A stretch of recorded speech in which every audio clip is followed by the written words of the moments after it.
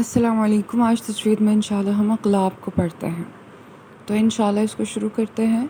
اقلاب کے بارے میں یہ جاننا ضروری ہے کہ جب بھی میم ساکن کے بعد اگر با آ جائے تو اس میم کو ایک الف کے برابر غنہ کرتے ہوئے ادا کرنا ہے۔ یعنی قرآن میں جب بھی آپ ایسے الفاظ دیکھیں جہاں پر میم ساکن بھی آ رہا ہے اور اس کے فوراً بعد با بھی آ رہا ہے، تو آپ یہ سمجھ لیں کہ اب آپ نے میم کی آواز کو ریپلیس کر دینا ہے نون ساکن اور تنوین کی آواز سے۔ اس کے بارے میں مزید سمجھتے ہیں، اس کے بنیادی شرائط کیا ہیں۔ سب سے پہلی شرط تو یہ ہے کہ وہاں میم ساکن موجود ہو۔ دوسری شرط، میم ساکن کے بعد با بھی آ رہا ہو۔ تیسری شرط، نون کی آواز کی جگہ پر ہم نے میم کی آواز ادا کرنی ہے۔ کیسے؟ جیسے کہ ہم اپنے پچھلے ٹاپکس کی طرف دیکھیں تو ہم اخفاء کے بارے میں پڑھ رہے ہیں اور اس سے متعلق غنہ کس طرح کیا جاتا ہے، اظہار کہاں کیا جاتا ہے، ہم نے پڑھا۔ مگر ان تمام چیزوں میں ایک چیز کامن تھی اور وہ تھی نون ساکن اور تنوین۔ ہم نے نون ساکن اور تنوین کی بیس پر رولز کو سمجھا۔ یہاں پر بھی اقلاب میں بھی کیونکہ اخفاء کی بات آ رہی ہے اور غنہ کرنے کی بات آ رہی ہے، تو یہاں پر بھی نون ساکن اور تنوین کو ہم ذہن میں رکھیں گے۔ جب بھی نون ساکن اور تنوین آ جائے کسی بھی لفظ میں، آپ قرآن پڑھتے وقت دیکھیں اور اس کے بعد آپ دیکھیں کہ اس کے اوپر ایک چھوٹا سا میم بھی لکھا ہوا ہے، تو آپ یہ سمجھ لیں کہ اب مجھے یہاں پر نون ساکن کی آواز کو چھوڑ دینا ہے اور اس سے بدل دینا ہے میم ساکن کی آواز کو۔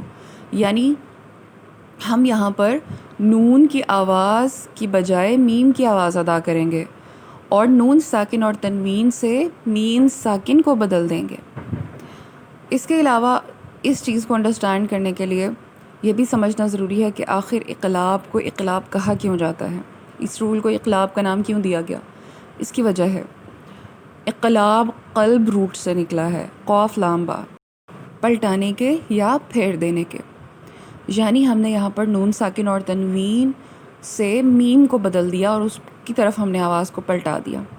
یہاں پر ایک حدیث نبوی بھی آپ کو سنانا چاہوں گی تاکہ آپ کا کانسیپٹ مزید کلیئر ہو جائے۔ آپ رسول اللہ صلی اللہ علیہ وآلہ وسلم نے فرمایا کہ آدمی کا دل اللہ تعالیٰ کی 2 انگلیوں کے مابین ہے اور اللہ تعالیٰ اس کو الٹاتے پلٹاتے رہتے ہیں۔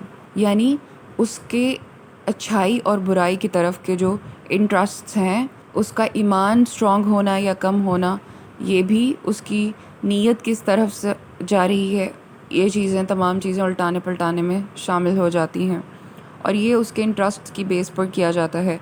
یعنی اس کی جو جس طرف کے اس کے انٹرسٹ ہیں، اس کی بیس پر اس کے دل کو اس طرف کو الٹایا پلٹایا جاتا رہتا ہے۔ تو یہ کانسیپٹ ہے قلب کا۔ قلب الٹانے پلٹانے والی چیز ہے۔ اب انشاءاللہ ہم ان تمام رولز کو جو ہم نے پہلے پیچھے پڑھے ان کو الفاظ کے اوپر رکھ کر اس کی پریکٹس کریں گے انشاءاللہ۔ یہاں پر دیکھیے پہلے لفظ میں نون ساکن کے اوپر چھوٹی سی میم موجود ہے اور اس کے فوراً بعد با بھی موجود ہے، تو یہ تمام شرائط پوری ہو رہی ہیں اقلاب کی۔ اب یہاں پر نون ساکن کی آواز کو ہم پلٹا دیں گے اور چینج کر دیں گے میم سے، تو اس طرح سے اقلاب یعنی پھیرنا یا پلٹانا، ساؤنڈ کا پلٹانا بن جائے گا۔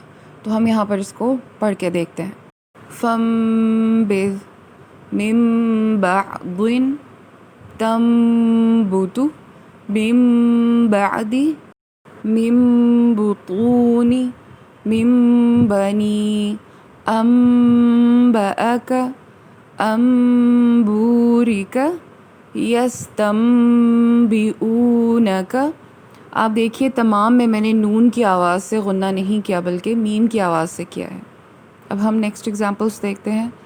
انبتت من بقلها من بين سنبلات إذ انبعث فانبجست لا مرحبا بهم۔ یہاں پر نون ساکن کی جگہ دوسرا رول آ گیا یعنی تنوین، اور ہم یہاں پر بھی جانتے ہیں اچھے سے کہ جس طرح تنوین کو جب پڑھا جاتا ہے تو اس کے لاسٹ پر ایک نون کی آواز آتی ہے، جیسے مرحباً اگر میں پڑھوں تو لاسٹ پر نون آئے گا، لیکن یہاں میں مرحباً پڑھنے کی بجائے میم کی آواز سے نون کو بدل دوں گی، مرحباً بہم۔ قولا بلیغا زوج بهیج خبیرا بصیرا ضلال بعید سمیع بصیر آیات بینات قوما بورا امدا بعیدا شدید بما جدد بیض علیم بما كانوا حدیث بعده سبأ بنبأ محیط بالکافرین۔ الحمدللہ ہمارا اقلاب کا ٹاپک مکمل ہوا۔ انشاءاللہ اب آپ قرآن پر اس کو اپلائی کیجئے اور ڈھونڈیے کہ کہاں پر ایسے الفاظ ہیں اور اس کو درست طریقے سے ادا کریں انشاءاللہ۔ السلام علیکم ورحمۃ اللہ وبرکاتہ۔